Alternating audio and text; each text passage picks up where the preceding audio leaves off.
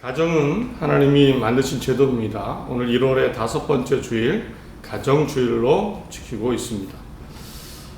오늘 2023년 가정주일의 신명기 32장 39절 40절입니다. 하나님이 낫게 하신다, 살게 하신다.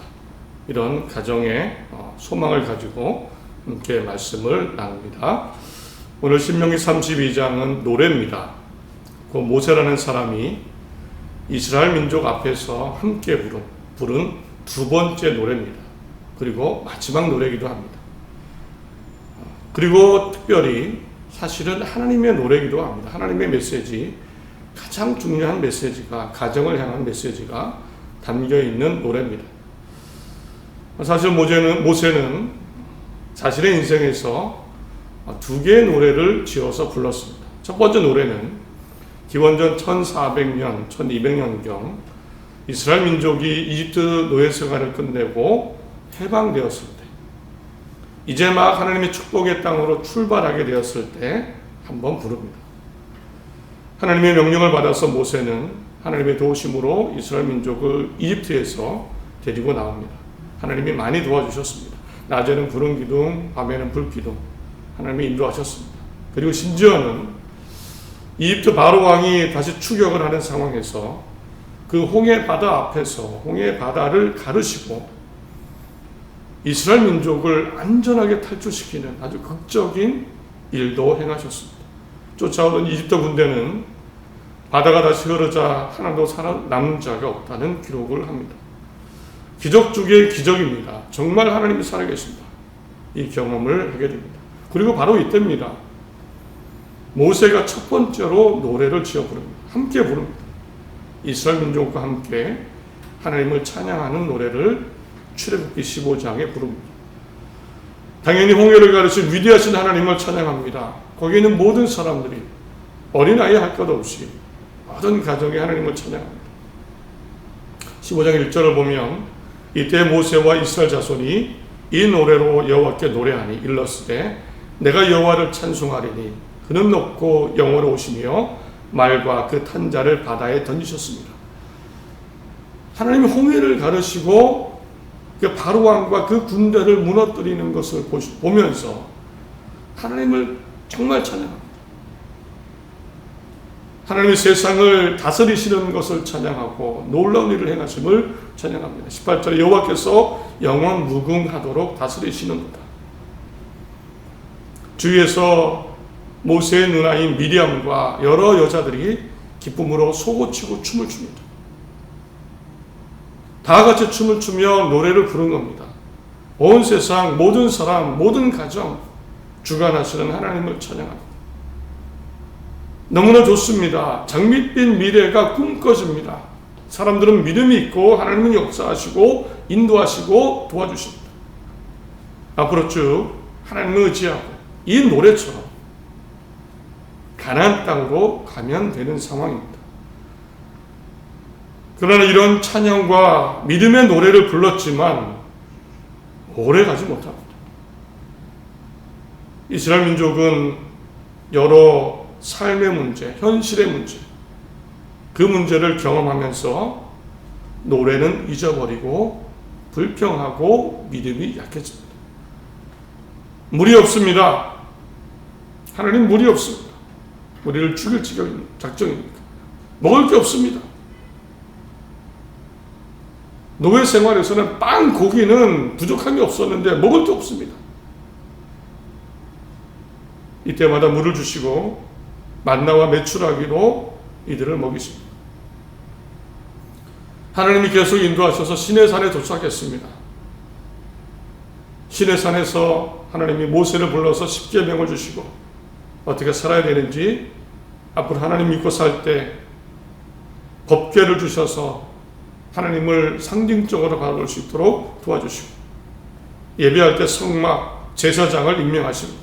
이제 가나안 땅으로 들어가서 이 하나님이 주신 십계명 말씀을 가지고 믿음으로 살면 되는 것입니다.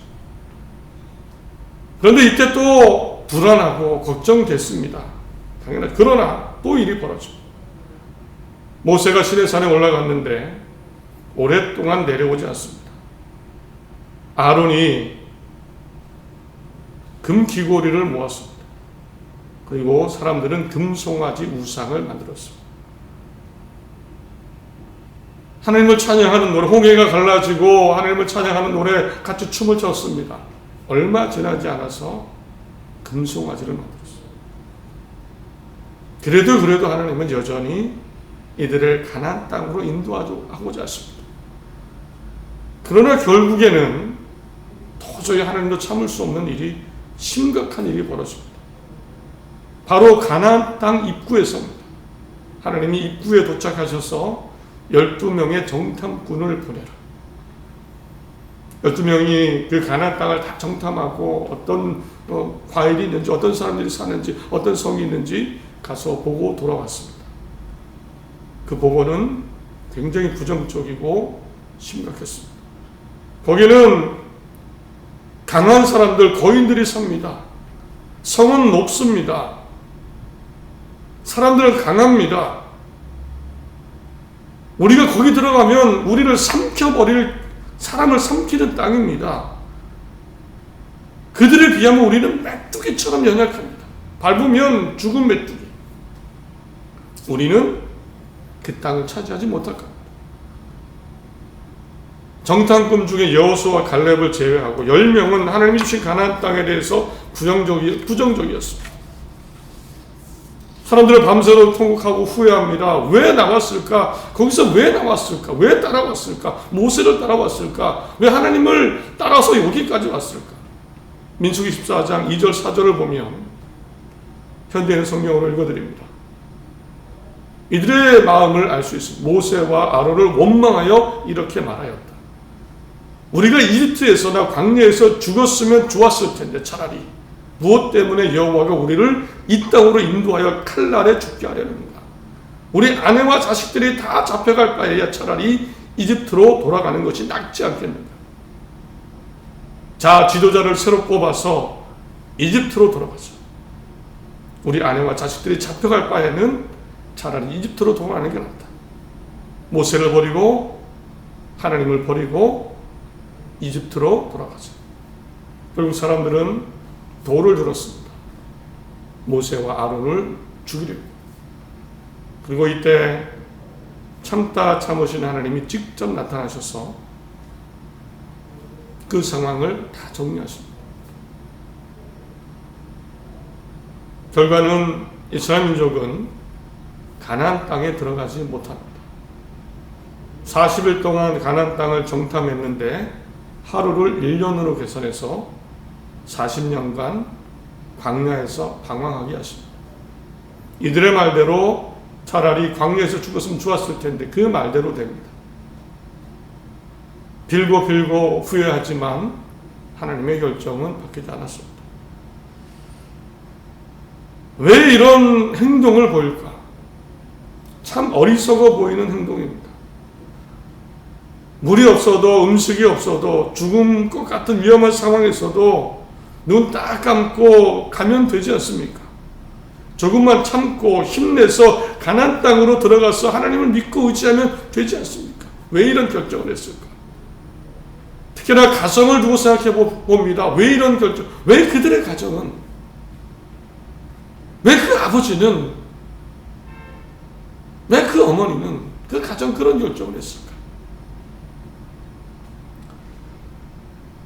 민수기 14장에 나오는 이런 표현이 있습니다. 우리 아내와 자식들이 다 잡혀갈 거예요.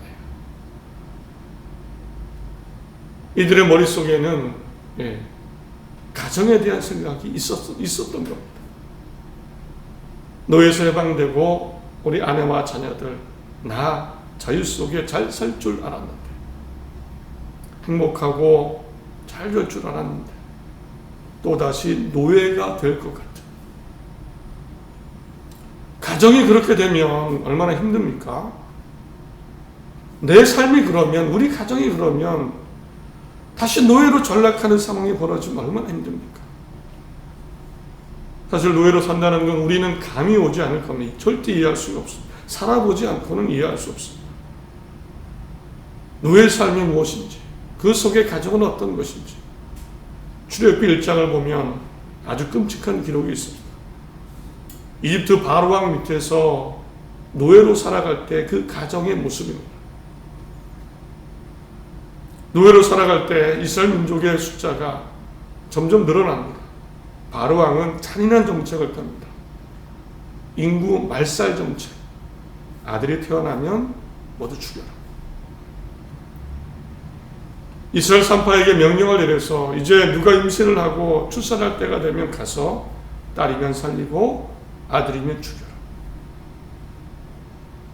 이런 경험이 있는 그런 가정입니다. 그 사람들입니다.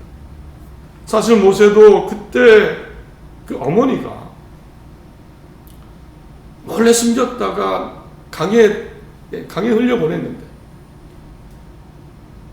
그때 다행히 이집트 공주가 발견하고 데려다 키워서 모세도 다행히 살게 됐습니다. 이집트 노예 생활이 바로 이렇습니다. 그 노예 생활에서 나왔는데 다시 가나안 땅에 들어가면